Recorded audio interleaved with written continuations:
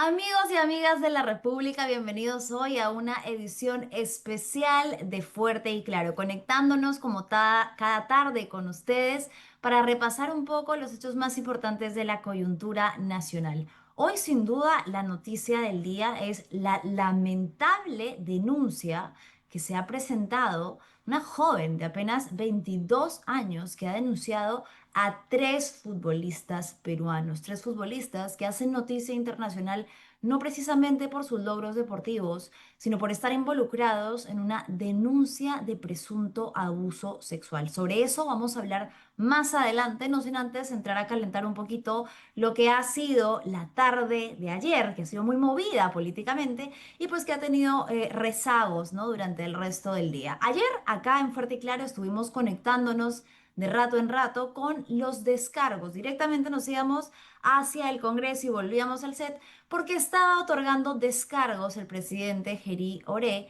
ante la Comisión de Fiscalización del Congreso por el escándalo político del Chifagate. La verdad es que cada vez que habla se va hundiendo un poquito más. Cada vez que habla parece que no logra recordar las mentiras o los testimonios que dio anteriormente y entonces va saliendo algo nuevo, algo nuevo y algo nuevo y no coinciden. Eso deja más incertidumbre y más dudas que certezas. Para repasar brevemente lo que dijo ayer, bueno, principalmente abrió, ¿no?, sus alegatos apelando a la emoción, diciendo que él recién se había dado cuenta de lo grave que era la situación cuando su familiar, su mamá, se había puesto un poco mal por la situación, la había visto llorar, lo que francamente pues es un recurso muy básico, ¿no? Porque no porque esto sea más o menos grave, sino porque a quien realmente le debe cuentas es al país. Ya era lo suficientemente grave cuando empezaron a salir estas imágenes en las que se le veía encapuchado, en la que se determinó que no había ningún tipo de registro oficial, en la que empezó a salir información sobre con quién se había reunido y que no fue una, no fueron dos, fueron múltiples ocasiones con un gran proveedor del Estado. Entonces, ya ahí el foco hay que quitarle un poco este sentido manipulador de decir, mi familia está muy afectada por esto, porque aquí usted responde a su labor como presidente. A nadie le está atacando a nivel personal, sino aquello que usted representa, ¿no? El cargo más alto de envergadura para los peruanos. Y bueno, luego insistió pues en esta retórica de que todo se trataba de un sector que quería desestabilizar al país. Nuevamente le preguntamos si es que este sector al que tanto hace alusión lo empujó a la puerta del Chifa a medianoche, ¿no? Encapuchado, si luego también este sector lo obligó a ir a una tienda clausurada y si es que también lo obligó a recibir las visitas de otro empresario chino que hasta ahora no se explica cómo llegó a ingresar a Palacio de Gobierno siendo una persona que tiene arresto domiciliario, ¿no? Él dice que es la ciudadanía la que quiere enturbiar actos que son completamente normales, como ir al chifa o ir a comprar caramelos, ¿no? Pero nuevamente, no se trata de cualquier hijo de vecino, se trata del presidente que se reúne clandestinamente con proveedores del Estado. Después de que algunos congresistas hicieran malabares, ¿no? Para esbozar algún tipo de defensa, aquellos que trataban de decir, bueno, no, presunción de inocencia, otros que también tienen una larga lista de delitos o de presuntos delitos en su haber, entonces que no podíamos esperar mucho de una comisión de fiscalización constituida por congresistas con carpetas abiertas, eso, pasando eso, ¿no? De lado.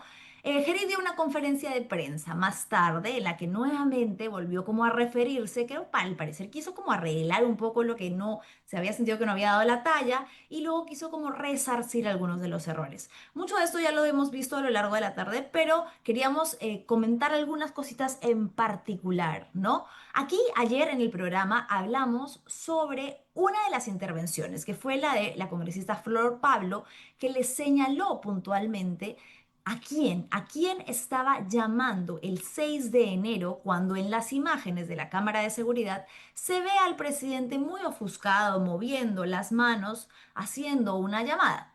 ¿Por qué? Y luego la congresista Sigrid Bazán habló precisamente también de esto, de la información que teníamos disponible. ¿Qué sucede? El 6 de enero, el día que el presidente ingresa a esta bodega clausurada por la fiscalización de la Municipalidad de Lima, que ojo, también ha dicho que él ni enterado que estaba clausurada, aparentemente el presidente, más que lentes, cuadros y chip, más que cuadros, caramelos y chifas necesita lentes porque no estaba viendo lo que se ve en las grabaciones, ¿no? Un cartel enorme que dice clausurado. Dice que no sabía que estaba clausurado. Ingresa y empieza a hacer esta llamada muy ofuscado. Y lo que relataban diversos informes periodísticos era que aparentemente habría podido existir una relación entre eso, esa llamada, y una resolución posterior. Solo 3 días después, el 9 de enero, Indecopi califica estos actos como barreras burocráticas ilegales que determina que no se pueden clausurar este tipo de establecimientos, obviamente favoreciendo a quién, a Xihuayán. Entonces, la llamada era importante, sigue siendo importante, porque ojo, él ha dicho con quién habló, pero eso va a tener que esclarecerse luego de que dijo también de que va a permitir que se levante el secreto de sus comunicaciones. Vamos a escuchar qué fue lo que dijo cuando, uy, recordó horas después de que ya se había presentado en la comisión de fiscalización, recordó con quién había estado hablando por teléfono. Yo compartía mi enfado, mi molestia con la señorita Giovanna, que es la jefa de la parte de prensa de Palacio de Gobierno, porque justamente con ella es que habíamos coordinado y ella fue quien me comunicó de que no podía difundirse el video que horas antes habíamos grabado. Pero sí quiero descartar categóricamente que esa llamada no tiene nada que ver con solicitar reaperturas o alguna resolución de cualquier naturaleza. Yo compartía. Bueno, esto fue lo que dijo entonces.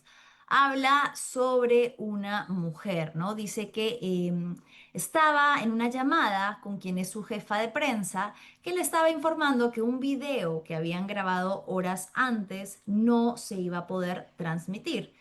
Este video era uno que supuestamente se dio con el IPD, Instituto Peruano de Deporte, y también lo que han resaltado otros periodistas como Carlos Viguria es que lo que el presidente parece que no se acuerda es que de cada una de sus acciones es verificable el rastro porque tiene que estar en su agenda oficial. Él es un funcionario público, responde a un cargo público, es decir, los peruanos tienen derecho a acceder a cada minúscula cosa que haga en su agenda. Entonces, por supuesto que también ya se está verificando si esta reunión que tuvo, dijo ese mismo día previamente con el IPD, realmente está en los registros.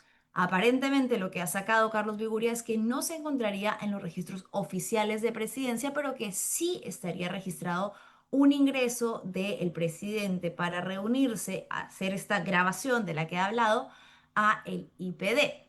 Pero bueno, más allá del puntual de con quién se comunicó, porque eso ya lo determinará la investigación que le ha abierto la fiscalía, es la cantidad de contradicciones en las que cae una y otra vez el presidente cada vez que habla. Ya son varias las versiones. Vamos a hacer un recuento rapidito de jueves, ya de ir cerrando la semana, porque además es difícil.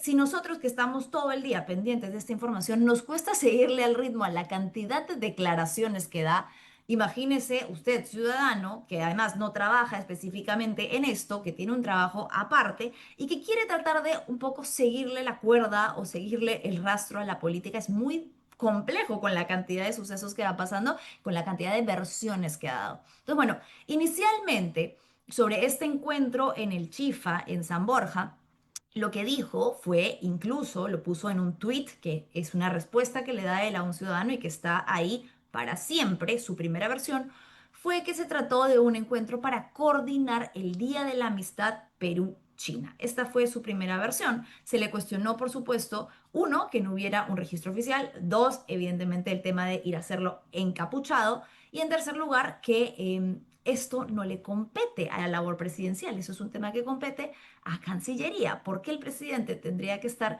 viendo estos temas con un empresario proveedor del Estado en privado, ¿no?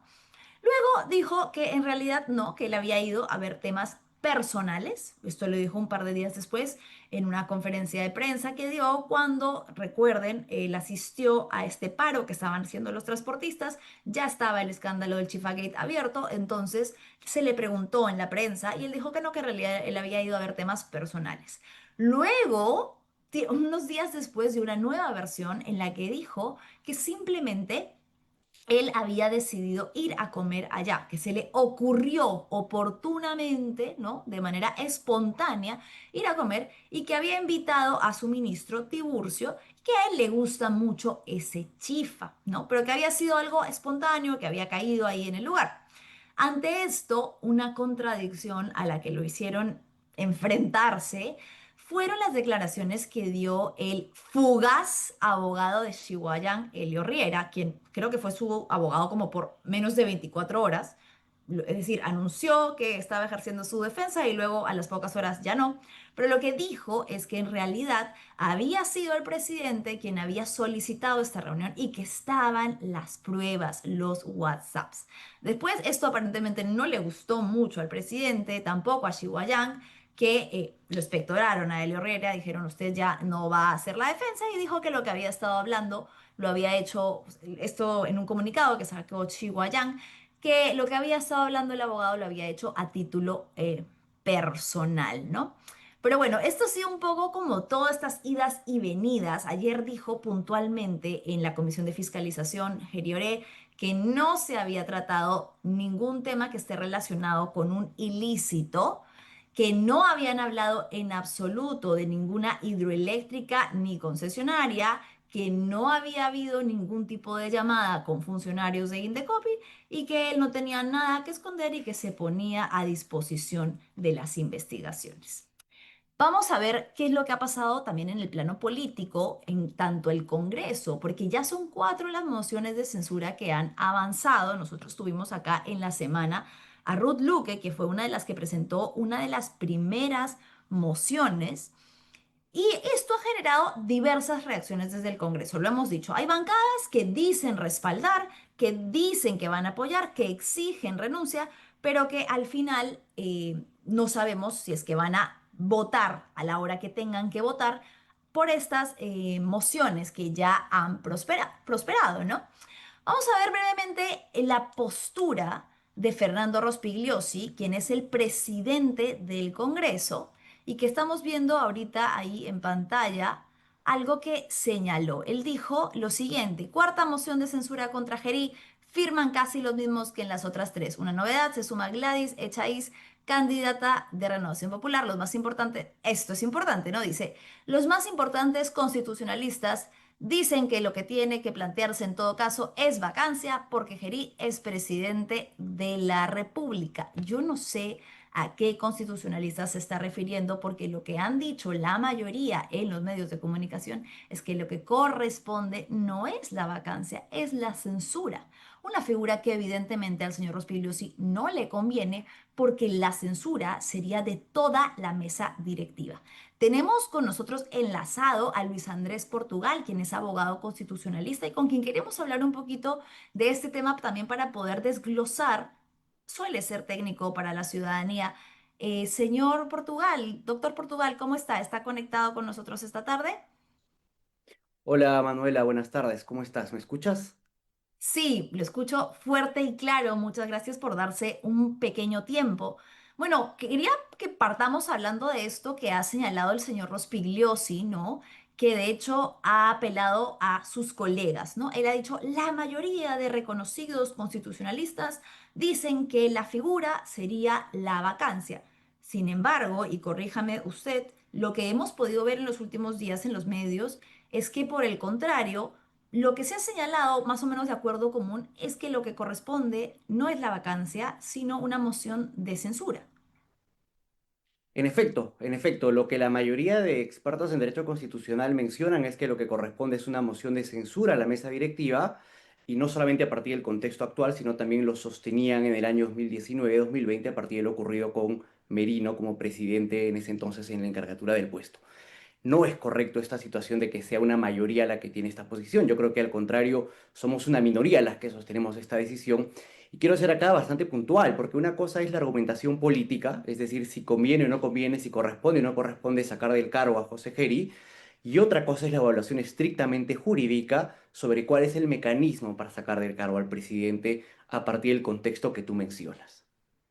Ok, en ese caso, para explicar un poco por qué una sí sobre la otra, digamos, en el caso de la censura, tendría que ser, tengo entendido, porque Geri llega al cargo de la presidencia como congresista y no como persona electa democráticamente, no como presidente electo democráticamente, para quien está dirigida la figura de la vacancia. ¿Es correcto? Hay una ley, es correcto, en parte, hay una ley que es la ley 27375, promulgada todavía en el año 2001 a partir de la experiencia de Valentín Paniagua, que señala que el presidente que asume de forma temporal la presidencia de la República, el presidente del Congreso que asume de forma temporal la presidencia de la República, no pierde la condición de presidente del Congreso. Y es esta ley de interpretación de la Constitución la que permite sostener que podría sacarse el poder a José Geri con una mera moción de vacancia a la mesa directiva. Yo creo que esta interpretación es un tanto conflictiva, no porque quiera o no quiera sostener la posición de Geri en el cargo, sino porque creo que hay una contradicción con el modelo y la forma de gobierno que tenemos en la Constitución peruana del 93.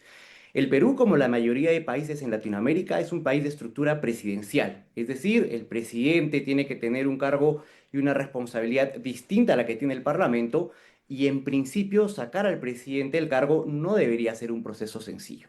Cuando se pueda sacar a un presidente por responsabilidad política, que es una situación ajena a nuestra forma de gobierno, nos estaremos pareciendo más a un modelo parlamentario como es, por ejemplo, el caso inglés, el caso español, el caso alemán, etcétera, etcétera, etcétera. Y las diferencias son bastante profundas, porque mientras que para sacar a un presidente, como en este caso, con una moción de censura a la mesa directiva, se requiere solamente 66 votos, no se requiere una razón contundente, no se requiere un procedimiento especial, no se requiere que el presidente cuente con una defensa ante el Congreso. La vacancia, que es el segundo proceso alternativo, sí exige una votación calificada de 87 votos, sí exige un proceso parlamentario que no toma un tiempo inmediato, a no ser que se alcance una mayoría de votación en el Parlamento, sí requiere la defensa legal del presidente ante el Parlamento y sí requiere cuanto menos una justificación mínima de por qué esa conducta es contraria a ciertos aspectos de ética o moralidad que son las exigencias que se le da al presidente de la República. Ese escenario, que puede ser bastante técnico, que puede ser bastante legal desde un análisis como el que se está realizando, creo que tiene un trasfondo muy importante, que es lo siguiente. Nuestra forma de gobierno no debe permitir que a un presidente del Congreso, que asume el cargo como el que asumió Giri, se le pueda sacar de forma bastante consecutiva, de manera bastante rápida, de esta Ok. manera logrando que la presidencia de la República pueda cambiar en el periodo de 3, 4, 5, 6, 7 u 8 veces en el transcurso de un año. Esta situación es problemática. Que la salida del presidente actual sea necesaria es una discusión distinta. Probablemente Ok. lo sea. Pero el mecanismo para sacarlo considero yo que es la vacancia por incapacidad moral. Pero además te doy dos argumentos más.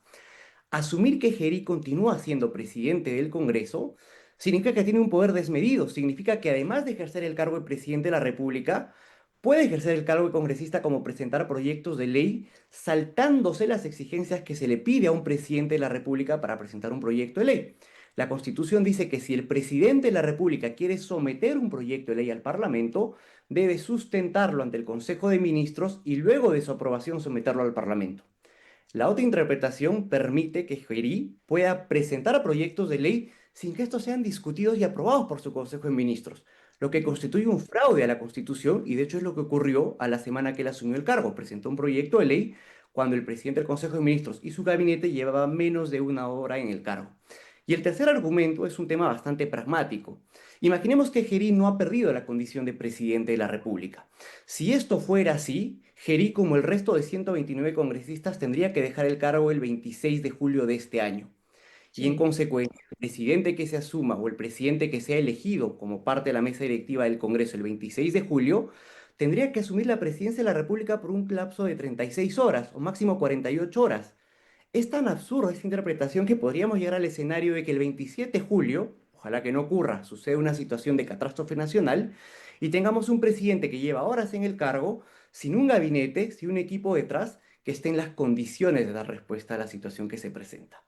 Entonces, yo Ok. creo que la evaluación de si Gerí debe salir o no es una evaluación jurídica, probablemente política, perdón, probablemente haya muchos argumentos para que esta salida se dé, pero el argumento jurídico debe ir en el sentido de cuál es la manera o el mecanismo para sacarlo, sin alterar la esencia y la forma de gobierno, porque si es que algo genera ruido a nivel internacional, es la absoluta facilidad que hay en el Perú para sacar presidentes. Siete en Claro. los últimos 8 años y probablemente 8. Esta situación es insostenible y el desacuerdo que tengamos con el presidente actual no debe llevarnos a interpretar la Constitución de una manera que termine desvirtuándola, que creo que es lo que está ocurriendo actualmente. Doctor Portugal, pero en ese sentido, entonces, ya que usted sostiene que la salida, o digamos el mecanismo, mejor dicho, sería en este caso la vacancia, ¿no sería nuevamente volver a esa ambigüedad de lo que significa incapacidad moral, que creo que en este momento calza, ¿no? Dentro de, y probablemente es una de las razones por las que usted esté diciendo que es la que corresponde, pero ¿no sería complejo volver a abrir esa puerta nuevamente dentro de todos los presidentes que ya han ido y venido en este último lapso de tiempo? Mi pregunta, para quizás hacerla más directa, es ¿por qué no las mociones de censura? Porque la moción de censura no requiere una justificación fuerte. Podemos sacar al presidente del Congreso por un mero desacuerdo. Esto significa que si nosotros elegimos a un nuevo reemplazo para Gerí, que juramenta pasado o traspasado mañana, y en 2 o 3 semanas no nos gusta una decisión que él ha tomado, aunque no tenga Ok. ningún problema de legalidad o de ética, podamos tener la puerta abierta para removerlo. Remover a Ujú. un presidente no debería ser tan sencillo y debería darse en virtud de lo que dice el 113.2 de la Constitución. Si hay una serie de conductas que se riñen, que contradicen, que afectan cuestiones mínimas de moralidad y de ética. Si se da esta circunstancia, deberíamos sacar al presidente sin problemas en virtud de lo que dice la Constitución. Pero lo que no deberíamos poder es sacar al presidente por el mero desacuerdo. No estoy diciendo que el caso de Geri sea un mero desacuerdo. Estoy diciendo que si a Geri lo sacamos por ese mecanismo que la mayoría alega hoy día, en el lapso de un mes podemos sacar a cualquier otro presidente simplemente por un tema de pérdida de la confianza que tenemos en el ejercicio del cargo. Claro, entiendo que su Situación preocupación de es la inestabilidad puerta que absoluta. esto podría abrir. Se podría abrir una puerta peligrosa porque si bien es cierto, en este caso, Geri ha asumido la presidencia faltando 8 o 9 meses, puede darse que más adelante un presidente asuma también de esta forma la presidencia, pero faltando un año, faltando 10 meses, 11 meses. Y en el lapso de 11 meses, tener a un presidente con una situación tan frágil y con un mecanismo tan sencillo para removerlo, 66 votos, no 87, puede generar precisamente esta situación de inestabilidad que nos pone en el escenario global como un ejemplo de cómo es que no funcionan los mecanismos de separación de poderes en el país. Claro. Por otro lado, quizás es también la vía más concreta, precisamente por lo que requiere menos votos, para llegar a un acuerdo dentro del Congreso, me imagino, ante lo que es una situación insostenible en este momento, ¿no? Quizás es por esto que están planteando los congresistas mociones de censura y no de vacancia, por la urgencia. Esa es la razón, es un mecanismo que acelera el procedimiento, que lo facilita, pero que presenta también una contradicción bastante absurda. Para sacar al presidente por este mecanismo necesitamos 66 votos. Pero Sí. para convocar a un pleno extraordinario, porque actualmente el pleno está en receso, se requiere una votación más alta. Eso demuestra también que este argumento no es sostenible. No puede ser que para sacar al presidente se requiere una votación menor que la votación requerida para convocar al pleno, para llamar a los congresistas y decirles reunámonos para votar. Si yo logro juntar los votos necesarios para convocar al pleno, pues evidentemente la caída del presidente será cuestión de horas. Pero debería Claro. haber también una coherencia en estas normas procedimentales, ¿no? Convocar al pleno debería ser más sencillo que obtener la votación necesaria para destituirlo del cargo, que es lo que sí nos presenta el escenario alternativo de la vacancia por incapacidad moral. El Es, presidente creo yo, si me permites del hacer una breve Congreso, reflexión, perdón, sí, sí, sí, sí. si me permites hacer una breve reflexión, creo yo que esta postura de ir por el camino de la vacancia por incapacidad moral es una interpretación no coyuntural de la Constitución.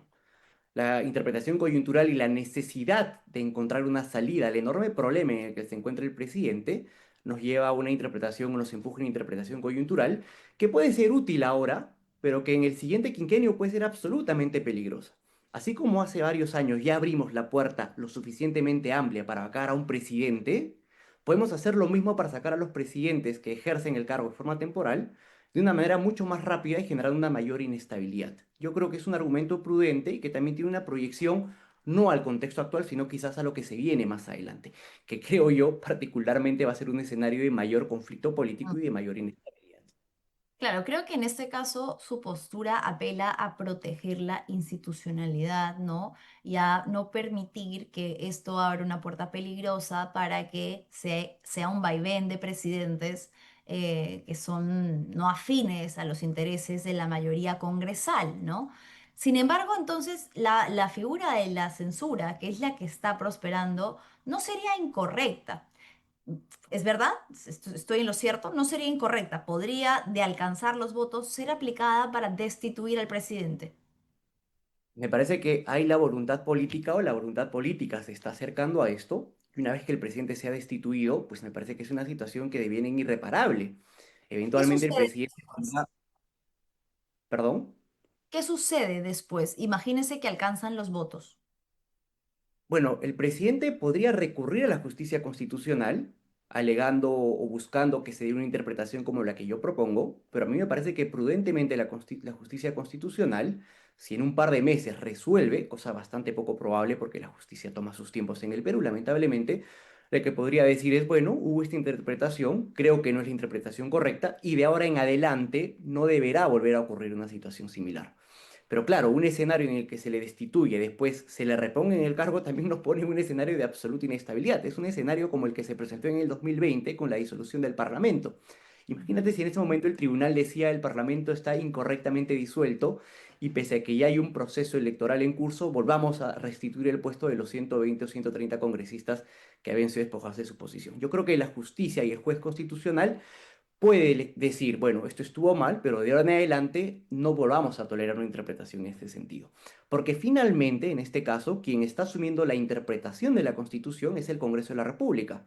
Y esto es muy importante. Si bien es cierto, el Tribunal Constitucional es el último intérprete de la Constitución, las demás instituciones como el Congreso también la interpretan mal y casi siempre la interpretan mal, como creo que va a ocurrir en este caso. Creo que hay la voluntad política o estamos cerca de esa voluntad política que va a asumir una interpretación que creo yo es problemática y que espero que en algún momento más adelante se pueda nuevamente reconducir hacia lo que creo que es lo correcto, lo prudente y una lectura desapasionada y descontextualizada de la Constitución, que es lo que necesitamos.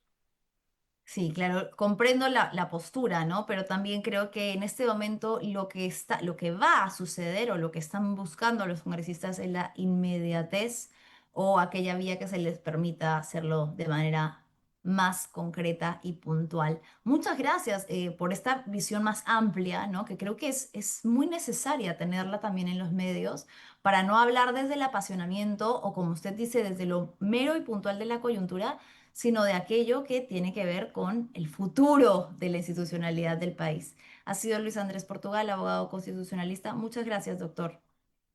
Gracias a ti, Manuel, y gracias al público por la atención brindada. Encantado. Bien, bueno, es necesario, gracias, entonces tener diversas opiniones. Hemos tenido también aquí a quienes desde el punto de vista de politólogos nos han dicho que lo que corresponde es en realidad una moción de censura o lo que ellos consideran que sería lo que podría facilitar la situación en este momento. Sin embargo, también hay constitucionalistas que tienen este temor, ¿no? De que abrir esa puerta, tal y como lo decía el doctor Portugal, pueda significar que el día de mañana se cambien presidentes a como de lugar. La realidad es que eso ya viene pasando, ¿no? Bien sea con la figura de la vacancia también, es lo que ha sucedido en los últimos años. Pero bueno, ya son 4 las mociones de censuras presentadas, vamos a seguirle la pista a ver cómo va evolucionando el tema, pero ahora sí. Quiero dedicar el resto del programa a hablar sobre esto que es sumamente preocupante y creo que tiene que traspasar el espectro de lo deportivo, tiene que traspasar el espectro de lo escándalo de figuras conocidas para tratarse como lo que en realidad es una grave denuncia de violencia de género de un presunto abuso sexual que se habría ejercido contra una joven de apenas 22 años. Esta joven argentina ha denunciado a 3 jugadores peruanos, actualmente parte del plantel de Alianza Lima: Carlos Zambrano, Sergio Peña y Miguel Trauco. Según lo que ha podido trascender de medios argentinos, los hechos habrían ocurrido este domingo, el pasado 18 de enero, cuando el plantel precisamente se encontraba en Montevideo, Uruguay, para la pretemporada. La denuncia fue puesta oficialmente en Argentina y lo que relata el documento es que esta chica joven conoció primero a Carlos Zambrano y luego de estar con él en una cena, este le habría invitado al hotel en Montevideo en el que se estaban alojando los jugadores con los recursos del equipo. Le habría invitado al hotel y luego con ello a la habitación. El País, el diario El País, ha dado un poco más de detalles sobre lo que señala el documento policial, que ya la información se va desarrollando, ¿no? A medida que va pasando la tarde. Y lo que dice es grave y preocupante, ¿no? Dice que concurrió al hotel acompañada de una amiga tras aceptar una invitación de Carlos Zambrano. Y el relato añade que, cita textual del diario El País, una vez en la habitación y luego de ingerir bebidas alcohólicas, fue agredida sexualmente por los 3 hombres. Es decir, aquí ella está señalando a los 3 jugadores. Vamos a ver brevemente cómo es que se inicia esta denuncia esta mañana con medios argentinos y cómo fue que la relataron, algo que ya es vergüenza internacional. Estos 3 jugadores de Alianza Lima acaban de ser denunciados por una joven que joven argentina, que denuncia que fue abusada sexualmente por estos jugadores. Carlos Zambrano, digamos uno de los más conocidos, jugó en Boca. Ahora vamos a contar seguramente con Quique algunos detalles respecto de esto. Esto ocurrió en Montevideo hace algunas horas, en el Hyatt Center Centric de Montevideo.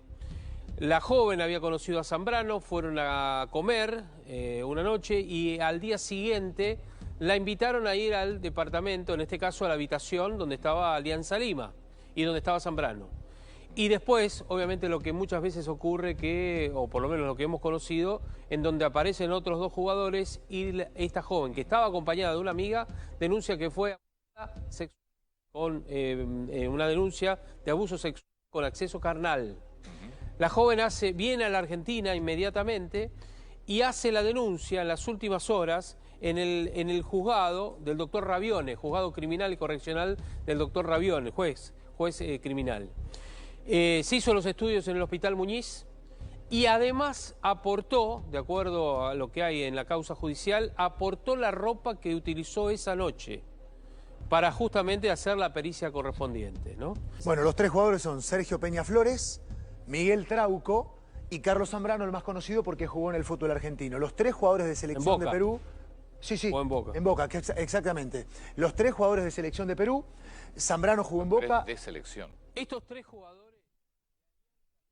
Así es, entonces, como informaban desde esta mañana los medios argentinos y como les estaba señalando, ya hay algunos medios como El País que han podido tener acceso a detalles más específicos de lo que habla esta denuncia, que nos vuelve a traer al centro el tema crucial del consentimiento y el por qué a tantos hombres que leen esta noticia vuelven a poner el foco sobre la presunta víctima y decir, pero qué estaba haciendo, pero por qué estaba con ellos, pero por qué accedió a ir.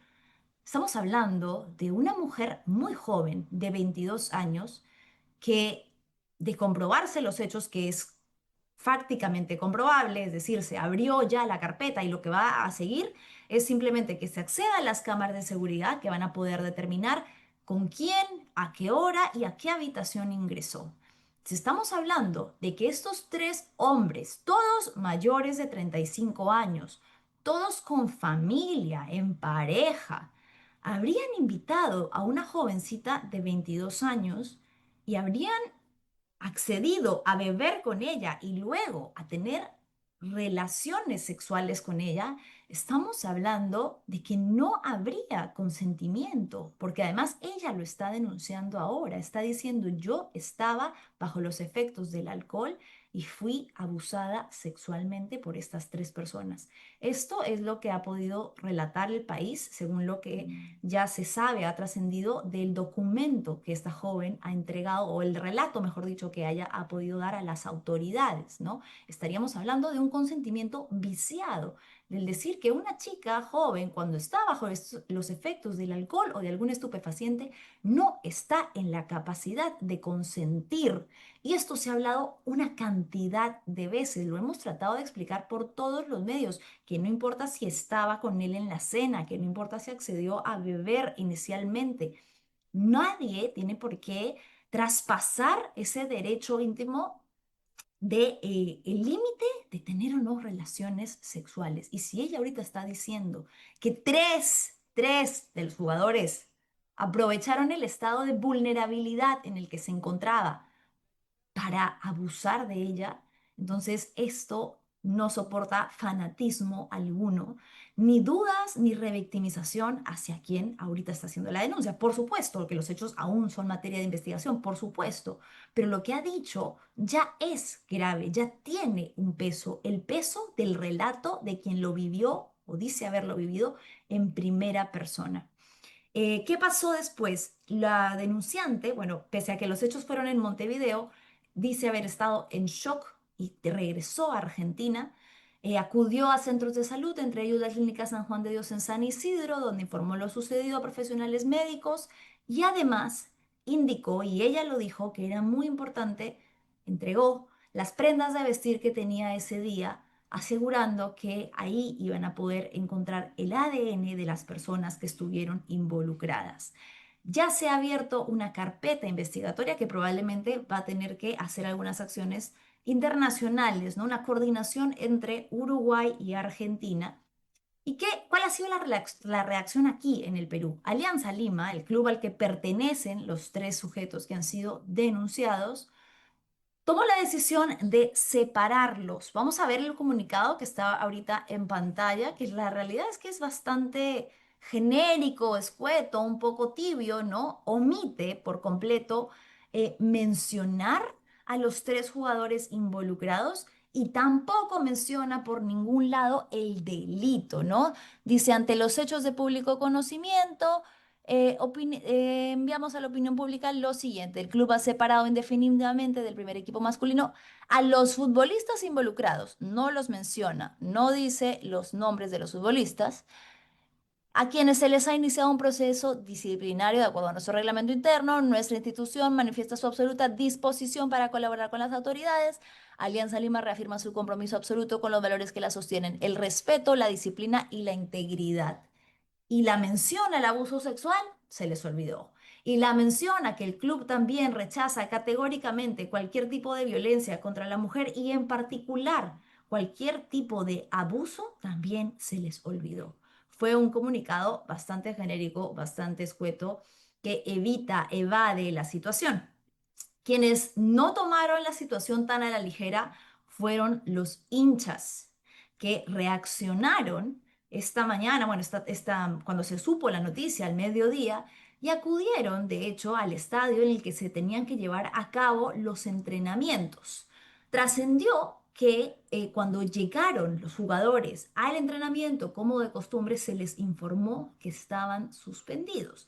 Y cuando la noticia llegó a los medios, fue la misma hinchada la que decidió ingresar al estadio de Alianza Lima, donde aparentemente se reportaron una serie de incidentes. Nosotros tuvimos ahí a un Urpi, uno de nuestros reporteros que estuvo en el lugar de los hechos, Kevin García de La República, quien nos tiene un informe de lo que ha sucedido esta tarde. Kevin, adelante, nos escuchas, estamos contigo.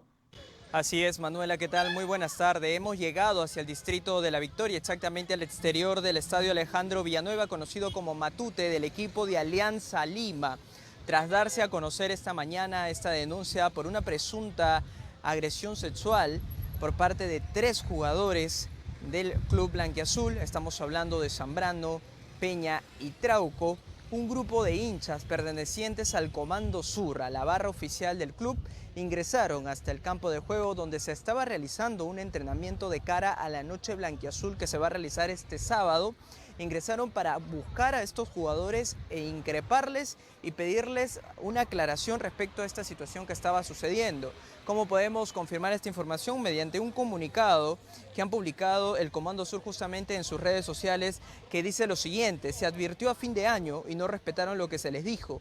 Creyéndose deportistas profesionales, se han seguido burlando de todo el país y como ustedes la saben todas, deben saber que de sus acciones generan reacciones. El Comando Sur no va a aguantar indisciplinas, venga de donde venga. Así estén avalados por la seguridad del primer equipo. Nunca respetaron la camiseta y creen que Alianza se viene a pasar el rato y a cobrar premios por algo de su sueldo les exige. Resultados. Jugadores de este tipo no nos representan y los queremos en el club, y los que apoyen a estos tres pagarán por lo que tengan que pagar. Los invitamos a que se sumen al circo de la indisciplina. Nosotros no vamos a darle tregua. Este es el comunicado que ha publicado el Comando Sur hace aproximadamente 2 horas en sus redes oficiales.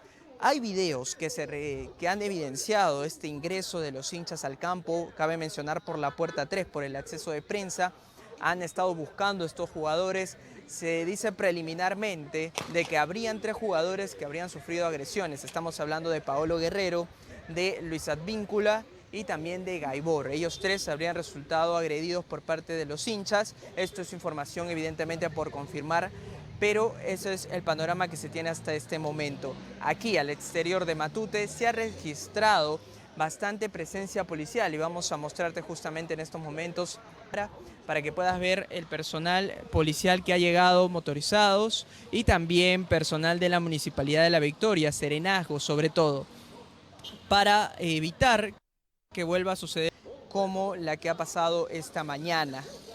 Hay diferentes videos que se van difundiendo en las redes sociales por parte de algunos hinchas que han ingresado, pero lo relevante en estos momentos es saber qué acciones van a tomar por parte del club. Hasta el momento, mediante un comunicado, ellos han indicado que van a separar a estos 3 jugadores mediante el manual de disciplina que tiene el equipo hasta que se esclarezcan los hechos y las investigaciones correspondientes. Sin embargo, los hinchas, muchos que han estado pasando por esta zona y hemos podido conversar con ellos, están pidiendo que se vaya el director técnico, están pidiendo de que no se avalen estos comportamientos y sobre todo también algunos hinchas que estaban proyectados a asistir este sábado a la Noche Blanquiazul están pidiendo garantías para que se pueda realizar este evento.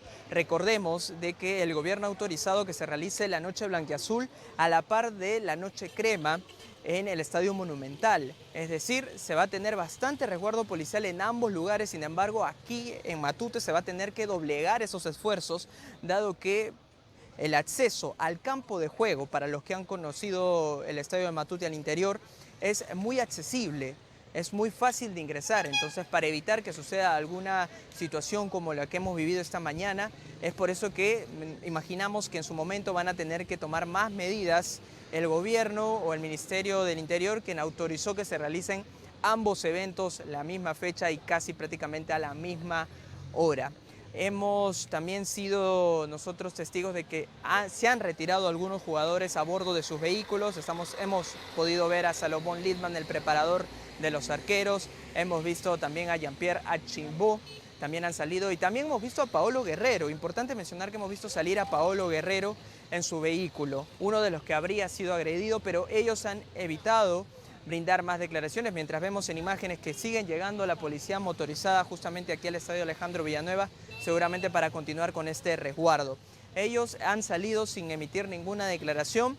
Está realizándose al interior los diferentes entrenamientos de las diferentes divisiones con total normalidad. Hemos visto llegar un bus, incluso con una delegación femenina del equipo de Alianza Lima, pero no hay un pronunciamiento por parte, una declaración oficial, salvo el comunicado que ya se ha hecho o que ya se ha dado a conocer. Nosotros vamos a seguir ampliando todos los detalles y estar al tanto de cualquier pormenor que se vaya a registrar y la información que se vaya a dar a conocer por parte del Club Blanquiazul. Aquí desde el estadio de Matute informó para ustedes Kevin García. Muchas gracias, Kevin. Y sí, sin duda hay diversas aristas que analizar acá. Ahorita en breve vamos a entrar un poco al área deportiva, ¿no? Porque sí, también habrían incurrido en lo que corresponde a ellos como jugadores que estaban en pretemporada, ¿no? No tienen permitido ingresar, hacer ingresar a las instalaciones porque están trabajando. Les están pagando las instalaciones el equipo.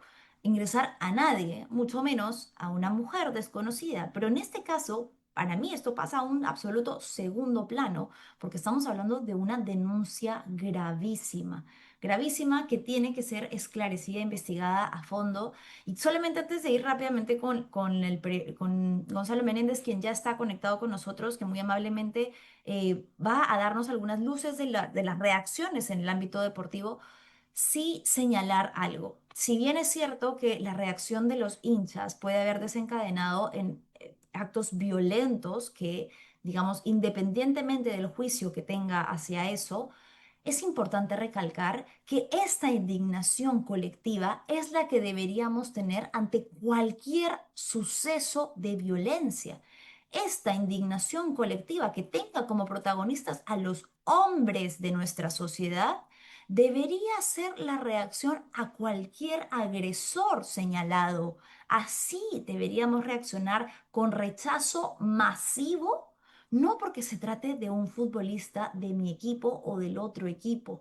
Cuando una mujer salga a denunciar que ha sido víctima de cualquier tipo de violencia, ojalá siempre tuviera este respaldo, no solo porque los hinchas rechazan el daño que le hace al equipo, sino porque realmente no quieren hacer espíritu de cuerpo hacia lo que consideran es un acto deleznable. Ojalá fuera esa nuestra reacción siempre. Bueno, ahora sí tenemos conectado desde el estudio a Gonzalo Menéndez, periodista de Libero. Gonzalo, ¿cómo estás? Gracias por estar con nosotros esta tarde. Sí, buenas tardes con toda la audiencia de L más. Sí, dime, Manuela, cualquier interrogante para yo poder hablar sobre este caso y este tema que realmente como sociedad nos golpea un poco, ¿no?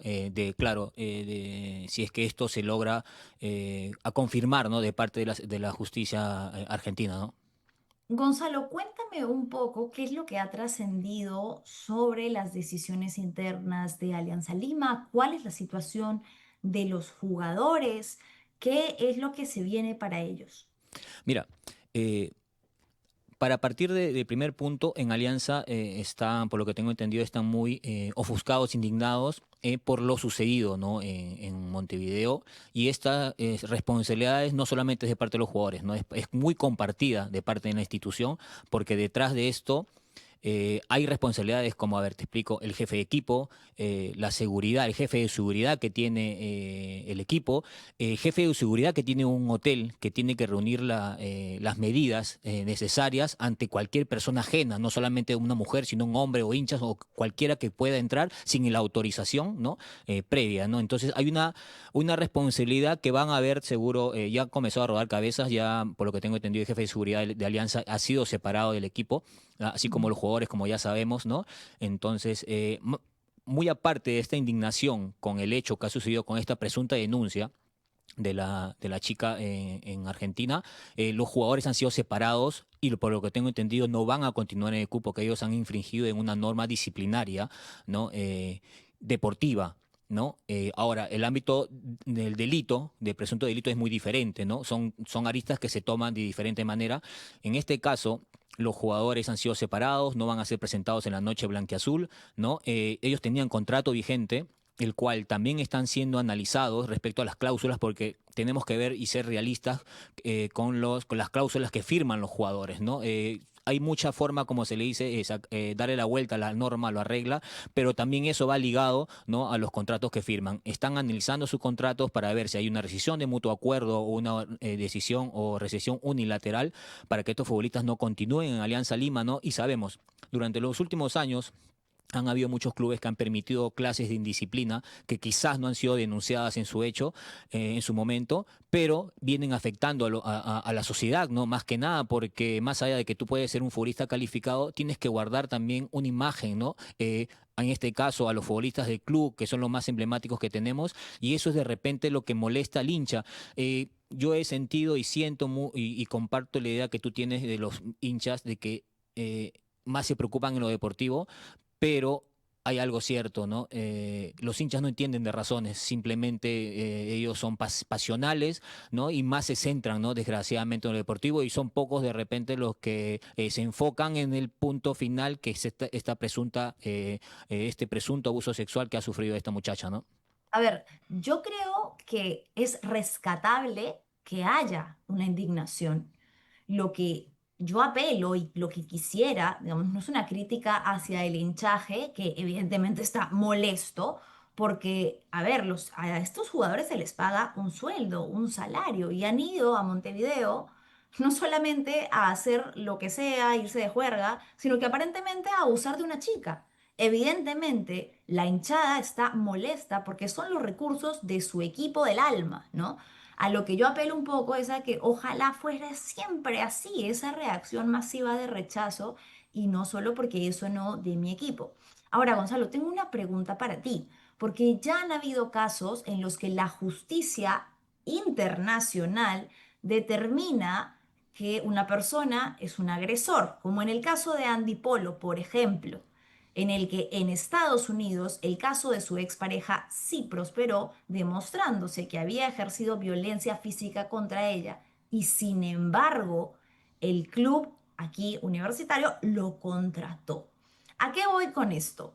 Si el caso prospera y se determina que alguno de ellos es, no sé, si digamos podría archivarse la denuncia, o en caso que no tengan que cumplir una sanción penal, hay la posibilidad de que el club los pueda volver a ingresar, ¿no? O sea, es decir, va a depender del club tener o no una postura firme ante este tipo de hechos de violencia denunciados.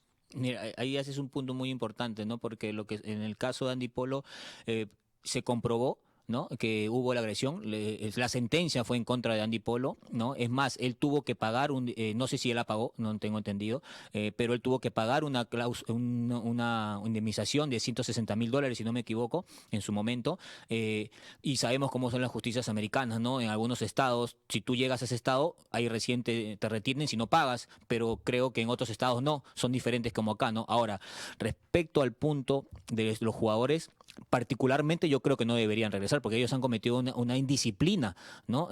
Extradeportiva se puede hablar, y ahora el delito, como tú lo dices, si se llega a comprobar, más allá que si sale negativo o positivo, diciéndole esas palabras, o que ha sido falsa en un supuesto, para mí no deberían ser contratados de nuevo, porque ellos han incumplido una norma, y una norma que está estipulada en las normas del club, donde no puedes hacer. Y es más, a mí me parece que una falta gravísima lo que han hecho ellos, porque no solamente ha podido pasar eso, ¿no? Ha podido pasar muchas cosas. Entonces, no sabemos muy bien la denuncia de la chica, que solamente ha relatado que han sido dos, ¿no? Y creo que tampoco ha culpado, ¿no? A uno, sino a los tres, ¿no? Entonces, no sabemos las circunstancias y todo el peritaje que tiene que haber. Por lo que tengo entendido, en Argentina se puede poner la denuncia hasta en los hospitales donde se van y se hacen el médico legista, lo cual a mí me gustaría que acá en Perú también lo hagan, porque es algo, lo habla de parte de allá, porque acá en Perú no, simplemente es una denuncia. Y bueno, entonces, como tú lo dices, los clubes no deberían contratar futbolistas, pero hay algo muy importante que tenemos que tener en cuenta,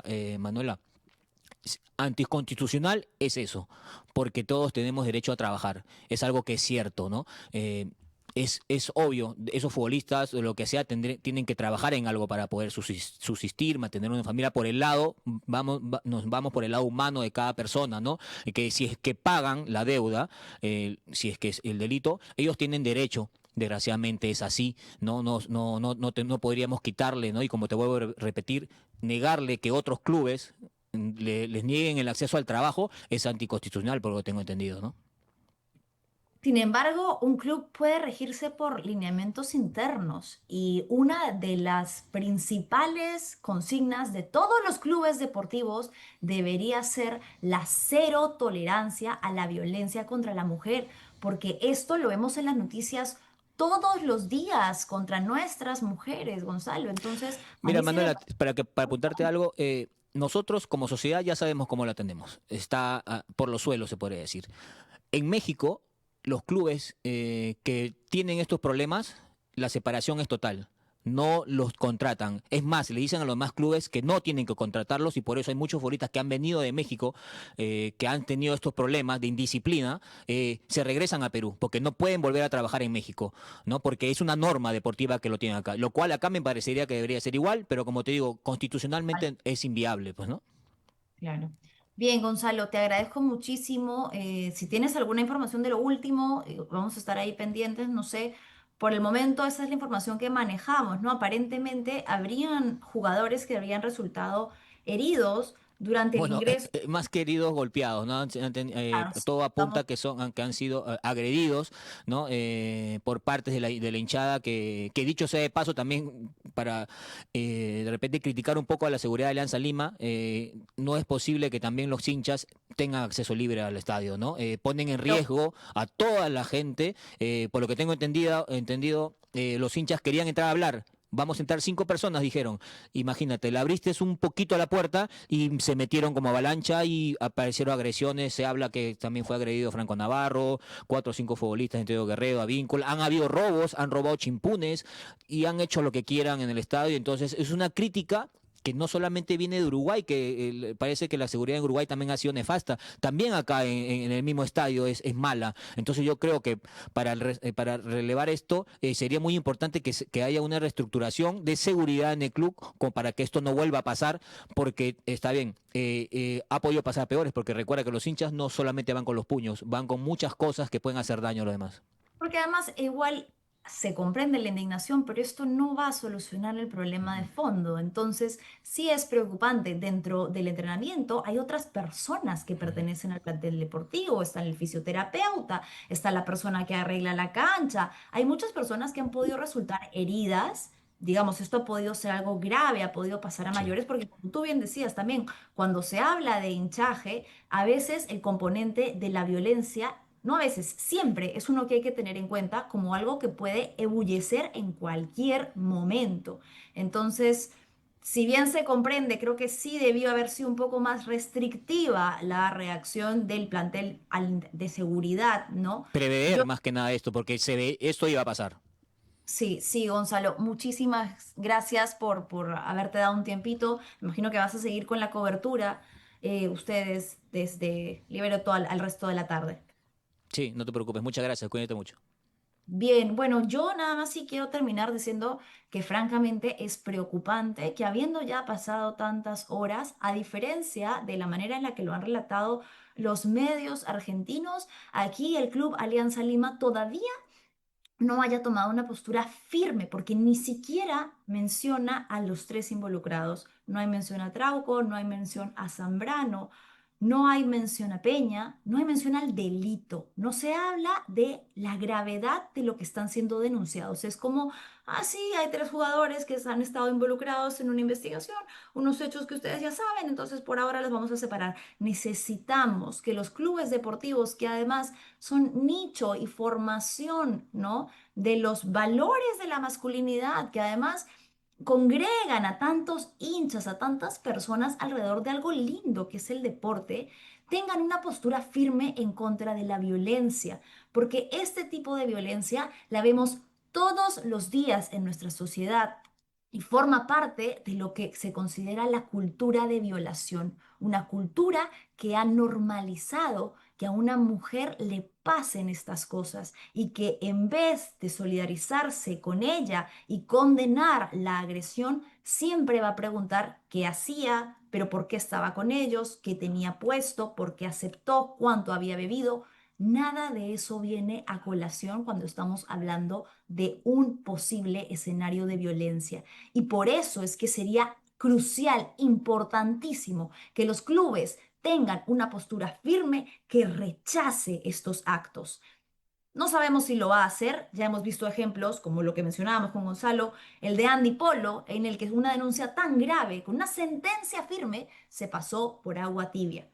Clubes, hinchas, es momento de que ustedes también quiebren el silencio y se indignen con esto que no debería pasar ninguna mujer. Ahorita, en este momento, somos vergüenza internacional por la noticia. Vamos a leer algunos de los comentarios que nos han estado dejando ya para ir cerrando el programa. Nos dicen por ahí, las hinchadas siempre han ido a reclamarle a sus jugadores como el Boys, Cristal, Alianza y la U, ya saben cómo es el medio peruano.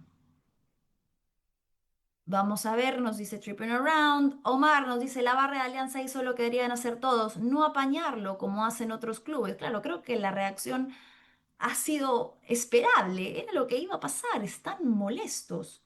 Ojalá que sea no solo por la imagen del club, sino por el hecho de que un jugador protagonice una posible agresión sexual. Antonio dice, yo sí tengo mi currículum tachado, no puedo trabajar donde yo quiero, me tocará trabajar donde sea, no defienda a Sandy Polo, pobrecito, tiene que trabajar.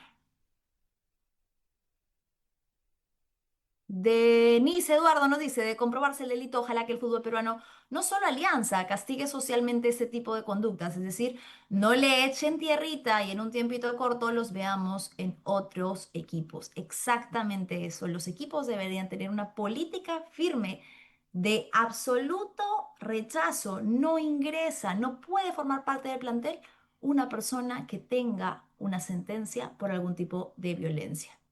Muchísimas gracias por habernos acompañado. De hecho, que vamos a estar siguiendo y mañana vamos a hacer la continuación con la ampliación de la denuncia a la que ya estamos buscando acceder y que vamos a tener aquí en Fuerte y Claro. No se olviden de interactuar con nosotros, de darle like, de compartir, de suscribirse y de acompañarnos todas las tardes aquí en la red de la República de 3 a 4 de la tarde. Muchas gracias al equipo de Switcher que me acompañó esta y todas las tardes y con nosotros será hasta mañana. Chao, chao.